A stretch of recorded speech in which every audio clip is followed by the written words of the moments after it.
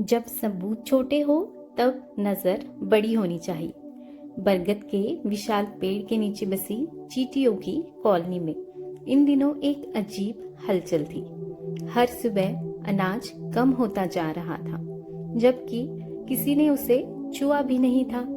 रानी चींटी परेशान थी। अगर ऐसा ही चलता रहा तो हमारी पूरी कॉलोनी भूखी रह जाएगी। सब एक दूसरे पर शक करने लगे। किसी ने कहा जरूर कोई बाहर वाला है, तो कोई बोला नहीं, ये काम अंदर वाले का है। इसी अफरा तफरी के बीच एक छोटी सी चींटी चुपचाप सब देख रही थी, चिन्नी। लेकिन इस बार चिन्नी सिर्फ सोच नहीं रही थी, वो बन चुकी थी डिटेक्टिव चिन्नी। चिन्नी ने सबसे पहले अनाज के गोदाम का निरीक्षण किया। उसने ध्यान से देखा, अनाज गायब है, लेकिन कोई बड़े पैरों के निशान नहीं है। फिर उसने जमीन को सूंघा और उसे एक हल्की सी मीठी गंध महसूस हुई। कुछ तो गड़बड़ है, उसने खुद से कहा। तभी वहां आया उसका दोस्त खरगोश गोलू। तुम क्या कर रही हो? गोलू ने पूछा। चिन्नी बोली, चोरी का राज ढूंढ रही हो। गोलू हंस पड़ा। इतनी छोटी सी डिटेक्टिव, ये काम तुमसे नहीं होगा। तभी पास खड़ा था हिरन मोती, जिसने गंभीरता से कहा, कभी कभी सबसे छोटे ही सबसे बड़े राज खोलते हैं। चिन्नी ने एक एक करके सब पर नजर रखनी शुरू की। उसे पता चला कि हर रात जब सब सो जाते हैं, कोई चुपचाप गोदाम के पास आता है। एक रात वो छिपकर बैठ गई। अंधेरा गहरा था और तभी हल्की सी सरसराहट हुई। चिन्नी ने देखा एक मोटा सा चूहा कालू धीरे धीरे अंदर घुस रहा था।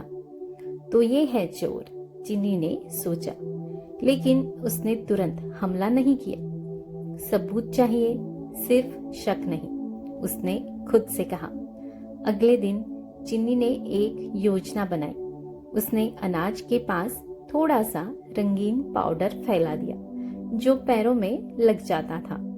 रात आई और फिर वही हरकत हुई। सुबह होते ही पूरे रास्ते पर रंगीन निशान दिखाई देने लगे। चिन्नी उन निशानों का पीछा करते करते एक बिल तक पहुंची। वहां अंदर कालू चूहा आराम से अनाज खा रहा था। चिन्नी अकेले उसे पकड़ नहीं सकती थी। उसने तुरंत गोलू और मोती को बुलाया। गोलू बोला, मैं उसे पकड़ सकता हूँ।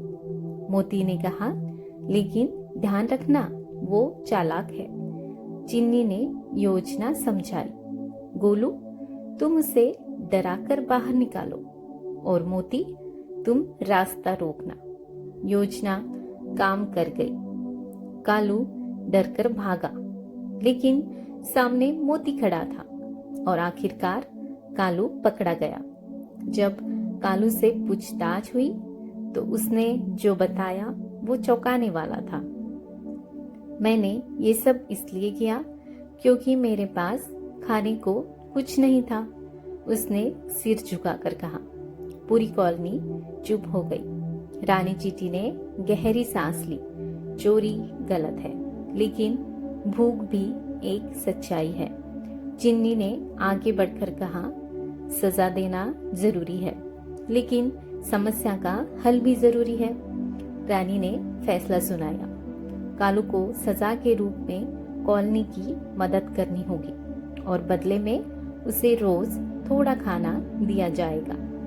अब कोई चोरी नहीं हुई और एक दुश्मन भी दोस्त बन गया।